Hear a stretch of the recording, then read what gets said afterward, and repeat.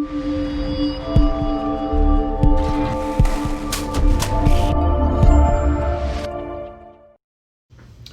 everyone, this is Bhutani with Remax Excellence. Hi everyone, this is Sid. I'm a mortgage specialist with Mortgage Alliance. We hope you're all keeping safe out there and enjoying this beautiful weather that we've had in the last week, 10 days. It's been sunny and it's been good work-wise as well, Sid. July again turned out to be a great month. Exactly, it has been as busy as it could get.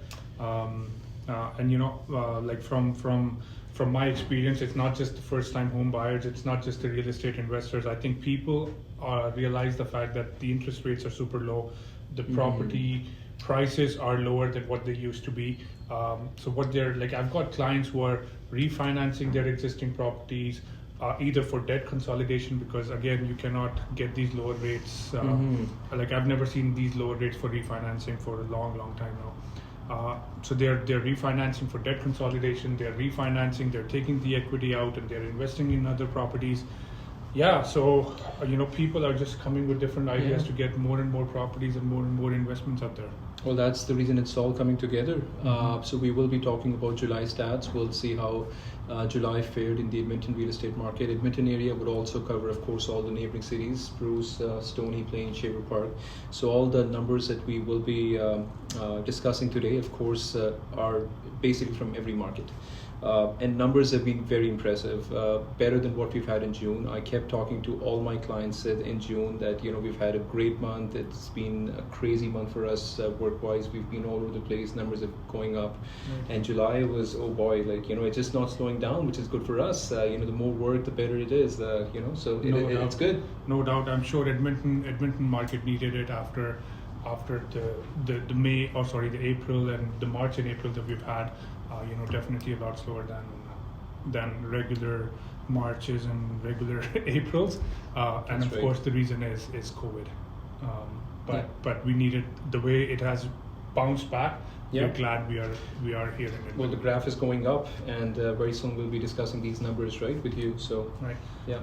Right, Tushar. So starting about numbers, I think the first set of numbers that we should be looking at is how the inventory has, how is the current inventory as compared to June this year, or maybe as compared to last year in July. How are the numbers like?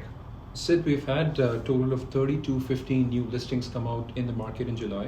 If you were to compare that with June, there has been a drop of about 300 listings, drop of about 8.66%. So we have seen inventory, we have seen listings go down a bit. Two reasons to it for Sid. Of course, June was a great month, busy month, a lot of the stuff sold, and it's taking time for people to, of course, come up with newer stuff, right? So right now, as I said, compared to June, you can see that on the screen as well. So 3521 is what we had in June. It went down to 3215 as new listings for July. So there has been a drop of about minus 8.66%. Wow, that's I believe these numbers completely. These the amount of work that we all have been putting in, the amount of deals that we are all doing right now. It makes complete sense as to how these numbers are going down. But if you were to compare this year over year, compared to last year, July 2019, there still has been an increase of about 7.53%. So we have still more stuff out in the market compared to what we had in last year, same month. Okay, good point to know. How about sales in July as compared to June? Like, I remember June we saw a 77% increase from May this year. How are we in July? Have we dropped, or are we still at the same spot? So July did beat June. So looking at these numbers here now, so the total number of sales we've had in July was 2165, which compared with June 2019 has been an increase of about 5.71%. And if you were to look at the year over year, still, again, we have seen an increase of about 13.53%. So which is good. So June, as we all know, when we compared June with May, there was an increase of about 77.27%, and now July it has gone up even more, say 5.71%. So market is looking good. All the people out there, I have seen some people talking about how COVID is affecting the market.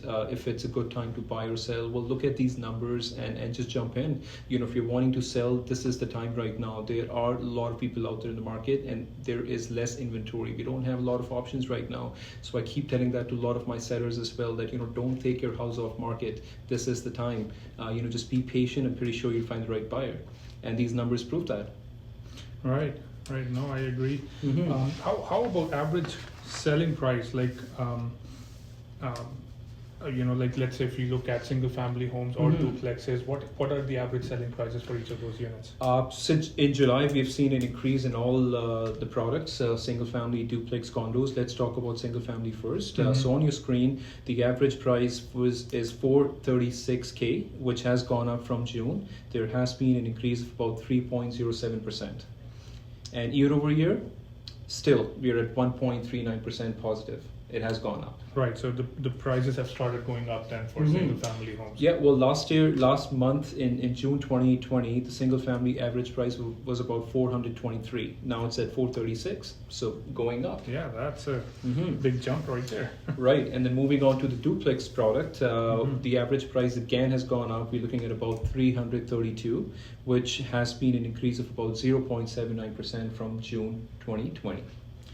Year over year, we've seen a slight drop compared to what we had for a duplex price last year in July 2019. There has been a slight drop of about minus 0.41%, which again is not a whole lot. That's exactly, very minimal. That's negligible, I guess. Yeah. And then moving on, the condos, we have seen again an increase in the average price. It has gone up to 225, which basically means that there has been an increase of about 2.33%. Wow, so great news. All these three products out in the market, we have seen the sales going up. We have seen the average price going up, which is very good to know. I'm sure a lot of sellers will be happy, or everybody or anybody who's looking to sell their house right now or in the coming future. It's a good sign for all of them out there. That's right. And then moving on, days on market. That's one thing. Again, I discussed that same thing in the last video as well. A lot of sellers would ask you that question. How long my place, my house would sit out in the market for. So now the good news is that we've seen really good numbers compared to like June, May, March, April. Right in July, we've had a drop in days on market. It has gone down to 54 days compared to June, wherein we had 59 days. And if you were to go back, say, look at May, look at April, look at March. So May we had 66 days on market, April we had 64, March we had 60. And then Feb and Jan, of course, those winter months, we always see homes staying on the market a little longer, but that was closer to 80 days. So 54, we haven't achieved it in the last 1 year.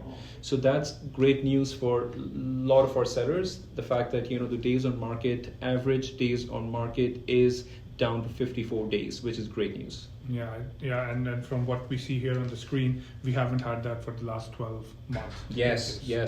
So guys, there's nothing wrong with the market right now. It's super busy. July, as we expected, we even talked about it in the last month's video as well, that July would be even better, and it did turn out to be better than June. So looking ahead, August, of course, it's too early to say right now, but things are looking good. Things are positive. We just need to get a little bit more listings out there in the market. So if you are looking out to sell, or if you need some help, by all means, give us a call. Our number is down below. If you want some help in listing your property, this is the time. Our market is still low on inventory, so you better put your house in the market if you're really looking to sell this spring before we get into the fall market.